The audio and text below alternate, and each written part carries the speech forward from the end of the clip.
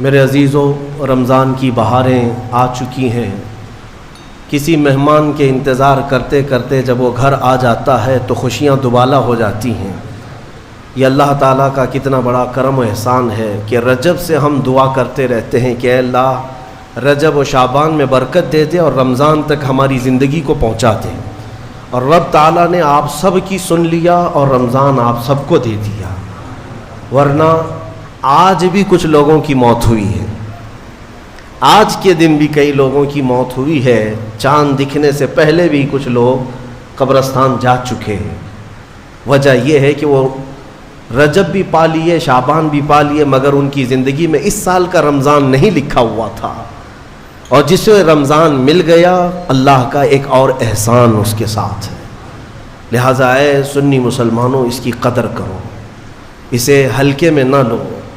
رمضان المبارک جیسی آ جاتا ہے تو اللہ تعالیٰ سب رزق کے دروازے کھول دیتا ہے، اور تمہارے لیے اتنے انتظامات اس نے کر رکھے ہیں کہ شیاطین چھیڑ چھاڑ کے لیے تمہارے ساتھ نہ رہیں، ان کو بند کر دیا گیا کہ تم خالص اللہ کی عبادت کرتے رہو، کوئی شیطان تمہیں پریشان نہ کرے۔ اسی لیے تو قید کر کے رکھا گیا شیطانوں کو، جب تک عید کا چاند نظر نہیں آئے گا کوئی شیطان نہیں اترے گا۔ میرے عزیزو، اللہ تعالیٰ نے تمہارے لیے انتظامات اتنے کیے، یہاں تک کہ حدیث رسول ہے، میرے آقا فرماتے ہیں قیامت کے دن رمضان اور قرآن جس کی حمایت میں کھڑے ہو گئے اس سے جنت میں جانا واجب ہو جائے گا، جس کی یہ شفاعت کر دیں رمضان اور قرآن۔ اور ساتھ میں میرے آقا صلی اللہ علیہ وسلم نے یہ بھی فرمایا، یاد رکھو رمضان اور قرآن جس کے خلاف کھڑے ہو گئے تو پھر اس کو دوزخ میں جانا واجب ہو جائے گا۔ اللہم اجعل القرآن حجتا لنا لا حجتا علینا، اے اللہ قرآن کو ہمارے لیے سفارشی بنا، مددگار بنا، ہمارے خلاف مقدمہ کرنے والا نہ بنا۔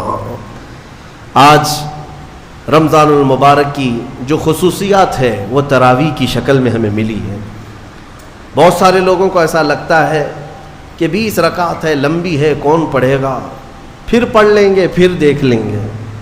جس کے اندر یہ سستی اور کاہلی آئی، یہ علامت میں بتا رہا ہوں آپ کو، علامت حدیث رسول ہے، نماز صرف منافق پر بھاری ہوتی ہے، مومن پر نہیں۔ مومن ہوگا تو نماز میں لذتیں محسوس کرے گا، منافق ہوگا تو اس کے لیے نماز اور بھاری ہوگی۔ ارے امام صاحب اتنی لمبی قرات کرتے ہیں، کھڑے ہیں تو کھڑے ہو گئے، رکوع میں جا ہی نہیں رہے، یہ کس کو بھاری لگتی ہے؟ جس کے اندر نفاق ہو۔ وَإِنَّهَا لَكَبِيرَةٌ إِلَّا عَلَى الْخَاشِعِينَ، آج ہم نے تلاوت بھی کیا اس آیت کو پہلے پارے میں۔ رب تعالیٰ فرماتا ہے یہ اللہ سے خوف کرنے والوں کے لیے نماز بھاری ہو ہی نہیں سکتی، منافقین کے لیے یہ بھاری ہے۔ قرآن میں ان کی صفت بیان کیا اللہ تعالیٰ نے، منافقین جب نماز کے لیے کھڑے بھی ہوتے ہیں، یراؤون الناس، لوگوں کو دکھانے کے لیے کھڑے ہوتے ہیں، اور لوگوں کو دکھانے کے لیے کھڑے ہوتے ہیں، ان کا ایمان نہیں ہوتا کہ اس نماز سے کچھ ملے گا۔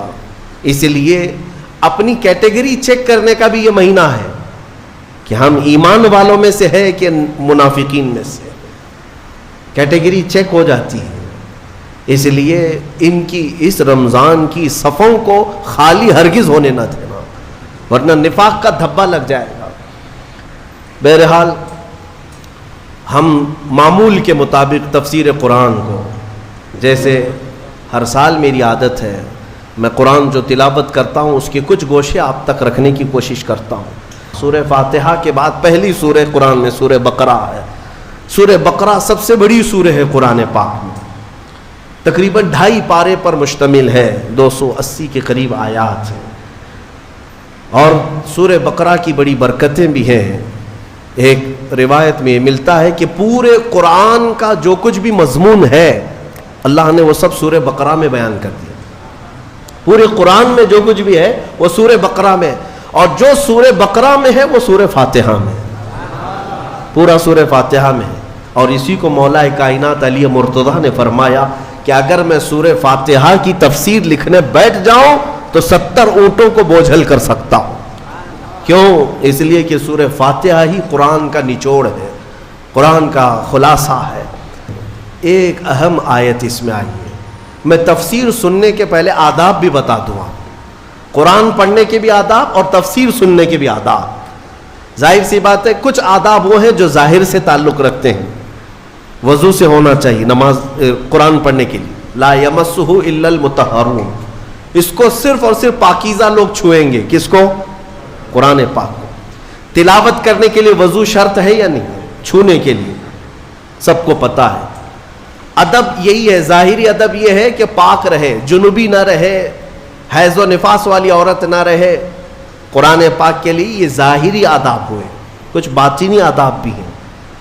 قرآن پڑھنے کے لیے کچھ باطنی آداب بھی ہیں. تم 10 بار نہا لو, 10 بار وضو کر لو, قرآن کو ظاہری آداب کے اعتبار سے چھو تو سکتے ہو. باطنی آداب میں سب سے پہلی شرط یہ ہے قرآن پڑھنا ہو یا سننا ہو تو عشق مصطفیٰ ہونا چاہیے. ہاں, بغیر حب مصطفیٰ کے اگر قرآن پڑھے گا تو پھر گمراہی کی طرف بھی جا سکتا ہے. قرآن تو قرآن ہے. حدیث رسول کے بارے میں کہا گیا, بخاری شریف کے بارے میں, کہ بے عشق مصطفیٰ پڑھتے ہیں جو بخاری. سنا ہے نا آپ نے؟ بے عشق مصطفیٰ جو پڑھتے ہیں بخاری. آتا ہے بخار, ان کو آتی نہیں بخاری.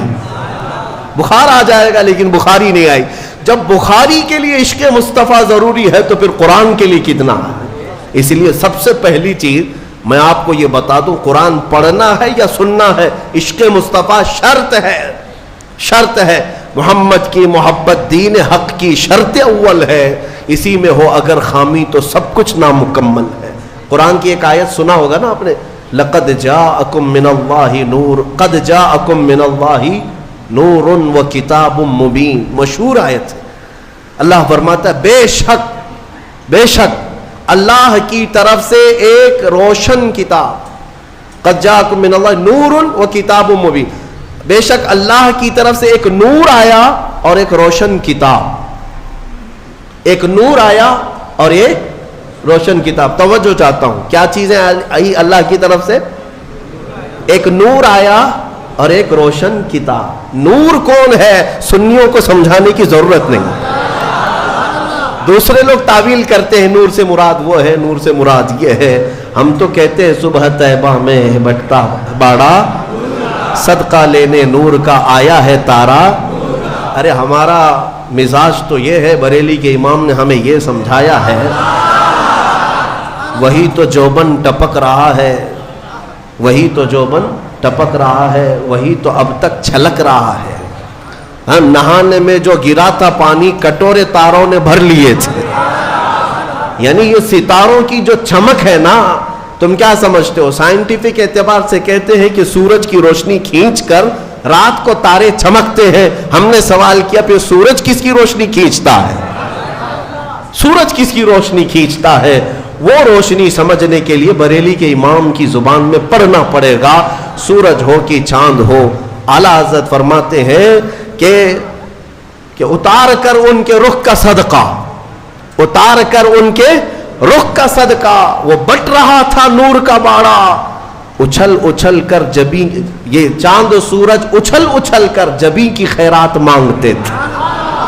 معراج کی شب میں چاند سورج اچھل اچھل کر جبی کی خیرات مانگتے تھے کہ اللہ یہ تیرے حبیب کا جو اترن ہے, نہانے میں جو گرا ہے اور پیشانی مبارکہ سے جو پانی ٹپکا ہے, چاند کہتا ہے وہ میری جھولی میں دے دیا جائے اور سورج کہتا ہے میری جھولی میں دے دیا جائے.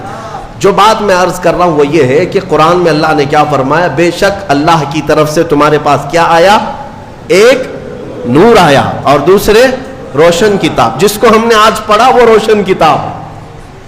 تراویح میں جو پڑھا وہ کون سی کتاب ہے؟ روشن کتاب. روشن ہی ہے حقیقت میں, جو پڑھتا ہے وہ بھی روشن ہوتا. روشن کتاب آئی اور ایک نور آیا. دونوں کا کیا کمبینیشن ہے, دونوں کا کیا تعلق ہے؟ اللہ کی طرف سے ایک نور آیا اور ایک روشن کتاب. یہاں اگر ایسا ہوتا کہ بے شک اللہ کی طرف سے کتاب آئی اور ایک نور آیا, نہیں, اللہ کی طرف سے ایک نور آیا پھر روشن کتاب. پتہ یہ چلا لائٹ سب بند کر دیں اور کتاب کھولیں, کیا پڑھ پاؤ گے؟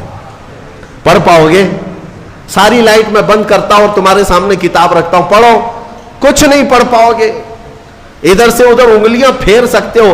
پڑھنے کے لیے روشنی ہونا یہ ضروری ہے، بغیر روشنی کے کتاب نہیں پڑھی جا سکتی۔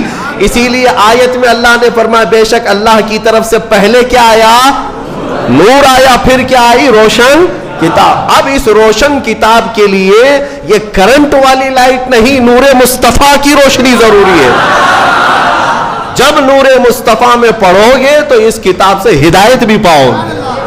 الحمدللہ اہل سنت و جماعت کے حصے میں وہ ہدایت آئی کہ ہم عشق مصطفیٰ کی زبان میں قرآن پڑھتے ہیں، الحمدللہ۔